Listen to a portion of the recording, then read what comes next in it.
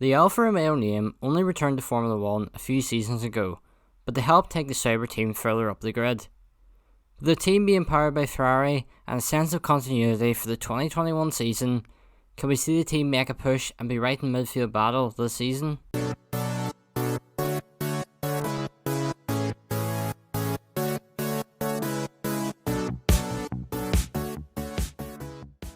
Before we take a look at the Alfa Romeo team for the 2021 season, let's go back to 1950, when Alfa Romeo first entered Formula 1, right back at the very beginning, when Giuseppe Farina won the very first Formula 1 race, the British Grand Prix.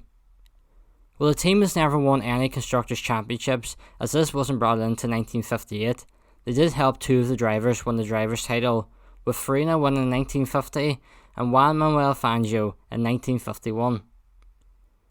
That is the start of Alfa Romeo's history in Formula 1. The team that they took over was Sauber, and they entered sport in 1993. They achieved their first podium in 1995, with Heinz-Harald Frentzen taking third place in Italy. The team's only victory would come in 2008, with Robert Kubica winning the Canadian Grand Prix. The team's final podium to date came at the 2012 Japanese Grand Prix, where Kiyomi Kobayashi took third place in his home race, with Sergio Perez also picking up a podium at the Canadian Grand Prix earlier in the season. Alfa Romeo joined the team as title sponsor for the 2018 Formula 1 season, which saw Formula 2 champion Charles Leclerc join Marcus Ericsson, which saw the team finish in 8th place, with Leclerc showing his potential and getting a move up to Ferrari for the following season.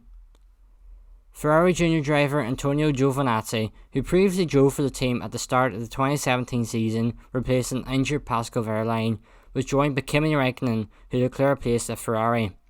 The Finnish driver will be returning to the team that he made his Formula 1 debut with back in 2001. The pair will finish the season in 8th place on 57 points.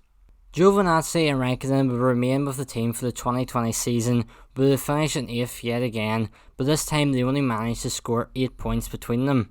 It was widely expected that either Mick Schumacher or Callum Ilott would join the team, or potentially both drivers making the step up to Formula 1 with the Italian team. The way the team currently works is that they have one Ferrari seat and one Sauber seat, but with Alfa Romeo reportedly demanding that Italian drove for the team, Giovinazzi was retained, and although Räikkönen was rumoured to be retiring, he was also retained, with the team keeping the same lineup for yet another season. Kimi Räikkönen brings a lot of experience to the team, and although he went from fighting at the front to fighting at the back of the midfield, he's always been there to pick up a few points when the drivers in front of him retire or make mistakes. Antonio Giovinazzi is a driver who has been consistent but never eye-catching. He's probably the best Italian driver to put in that seat, but you may be keeping one of the Ferrari drivers back from a seat in Formula 1. And while Mick Schumacher got a seat at Haas, Callum Ilott is without one and looks like he's going to be taking a sabbatical from motorsport. One reason why the team are continuing with the current lineup is due to the rapid rise of French driver Théo Pourchaire. He is currently in the Sauber Academy and may make the step up to F2 this season after an impressive second place finish during the 2020 FIA Formula 3 Championship. I think that Alfa Romeo are waiting for him to be ready to make that step up to Formula 1, maybe even replacing Räikkönen at the end of the season. He is one of their own, and for him not to have links to the Ferrari driver program, it gives Alfa Romeo a lot more freedom and select the future path for their own driver. The current team principal is Frédéric Vasseur, who's also the team's CEO and managing director. He was previously team principal for Renault from 2016 until 2017 when he made the switch to Sauber. Alfa Romeo faced an uphill struggle this season to avoid dropping further down the grid, with Haas having a young lively lineup and Williams also having new investment.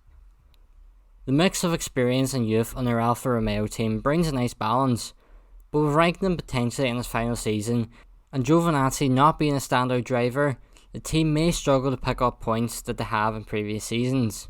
However, the team have a lot of experience with being down at the back of the grid, and this will be vital when they come up against the young drivers of Haas and Williams.